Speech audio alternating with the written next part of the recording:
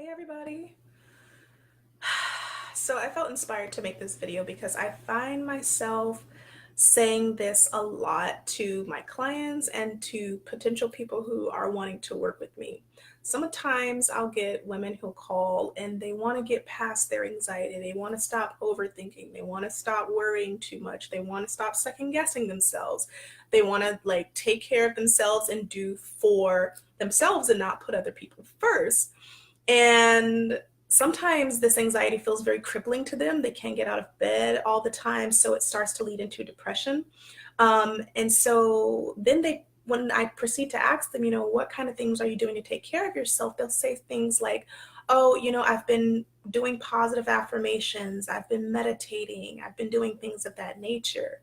And they're still right in the space that they've been in, which is anxious and which is depressed. Now, I want to break down why I believe positive affirmations are complete and total bullshit if you are not doing the work. Positive affirmations are like the Febreze that you spray on doo-doo.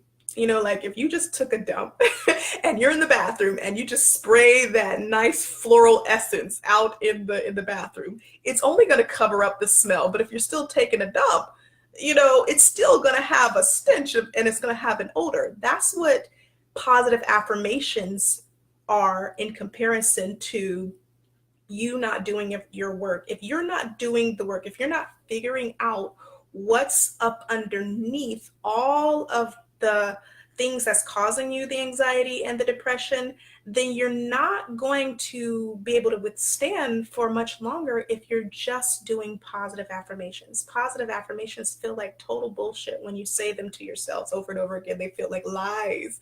They feel like they're not true. And the reason that is happening is because your mindset is somewhere different. You're in a whole different box. You're in a whole different comfort zone. Your comfort zone is not ready to believe and accept that you're awesome, that you're wonderful, that you're powerful, that you're strong.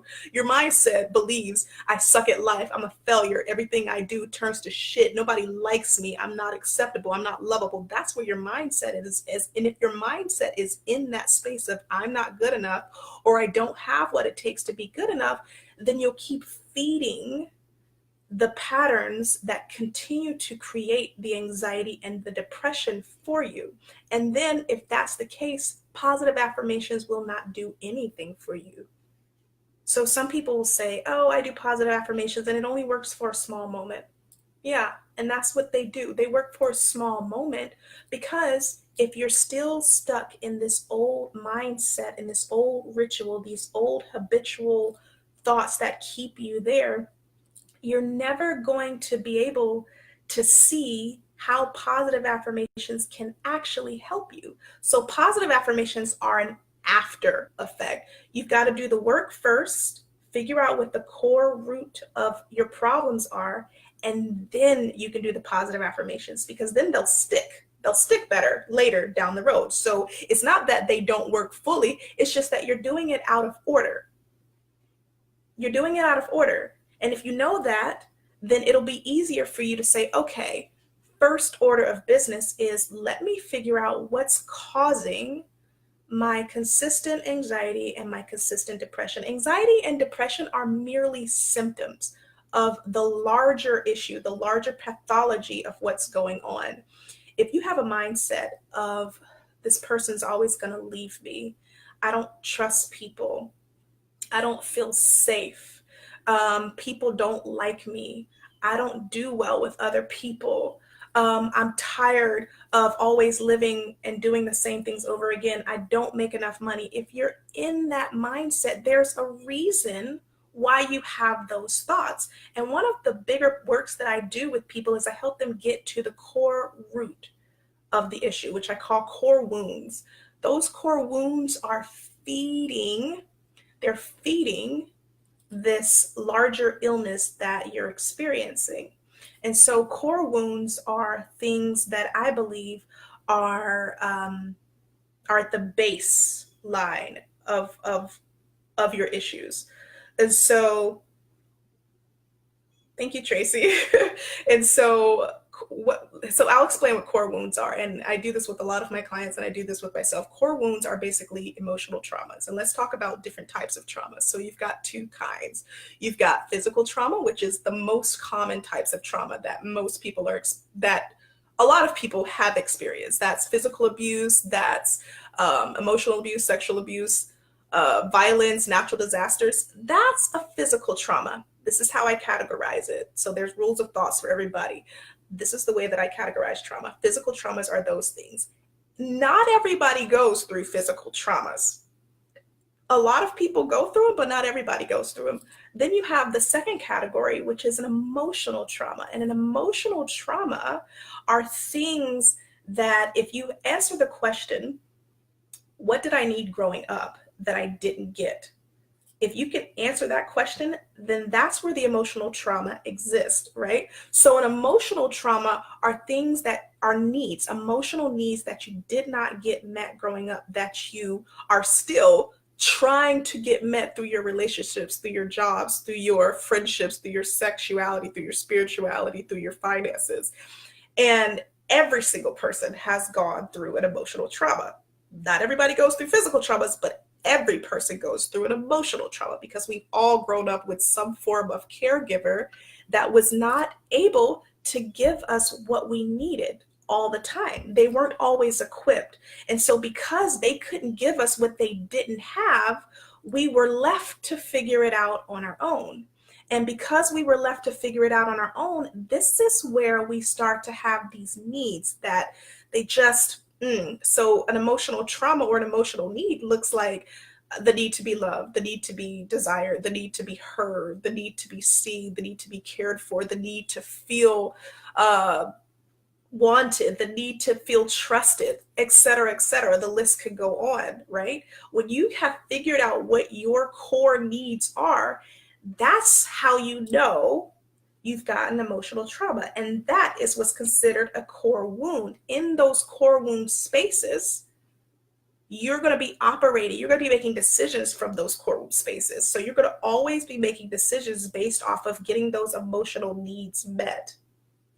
And oftentimes this feeds the pathology that leads to anxiety, depression, bipolar, mental and physical illnesses, diabetes, cancer, et cetera, et cetera, et cetera, right? So if you're going down the path of trying to heal yourself whole, you have to come back first to where those emotional needs are. Where are those core wounds that's driving these illnesses that's been created because of years and years and years of not getting those needs met, right? So if you can figure that out, then you can figure out how to solve your problems. You can figure out how to solve future problems. You can always, because no matter what, all of the issues that you will ever have in your life are going to come directly from these core wounds.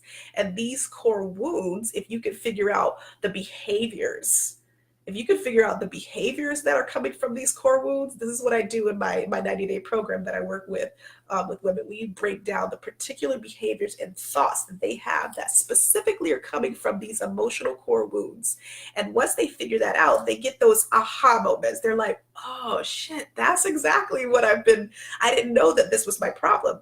99% of the times you actually know what the problem is, you just don't trust it. And you don't trust it because you don't feel capable enough to trust yourself long enough to know that you actually have wisdom. You hold wisdom in your mind, you hold wisdom in your body.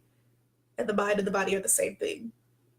So if you want positive affirmations to work, then you have to work with the core wound, figure out the behaviors that are coming from those core wounds, figure out the thoughts that have been created because of those core wounds, and the emotions that are that are ruling your life because of these core wounds.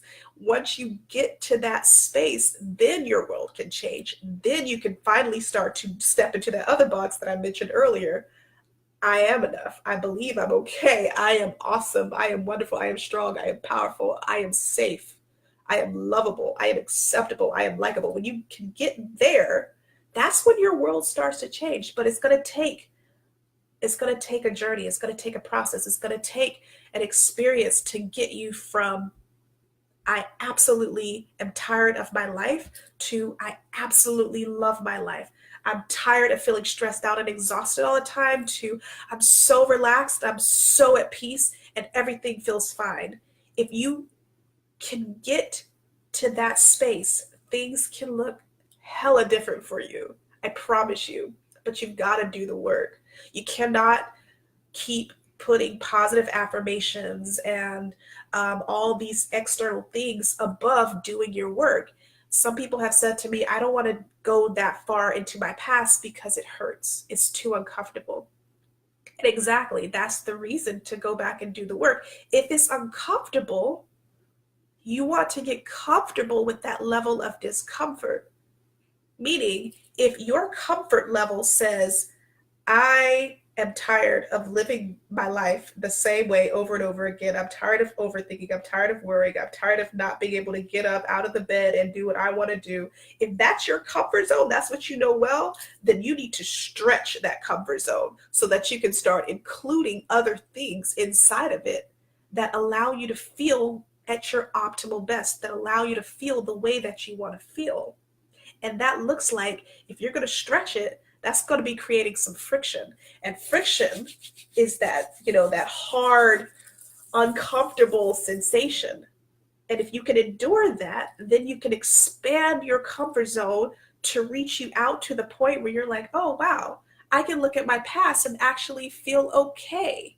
I can look at my past. I can talk about my past. I can share my story and not have guilt or shame around it or fear. I can actually trust that where I was got me to where I actually am and where I'm going.